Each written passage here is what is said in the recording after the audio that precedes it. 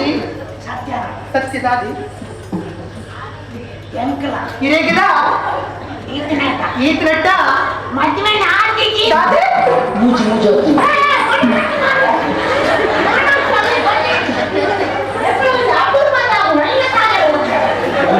ಮೂಜಿ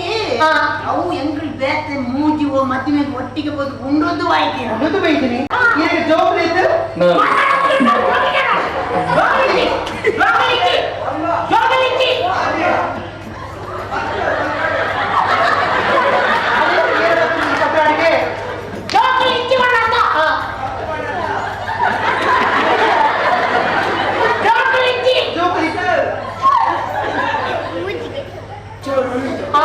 ಅವು ಎನ್ನ ಕುಟುಂಬದ ಒರಿಜಿನ ಕಲ ಅವಳು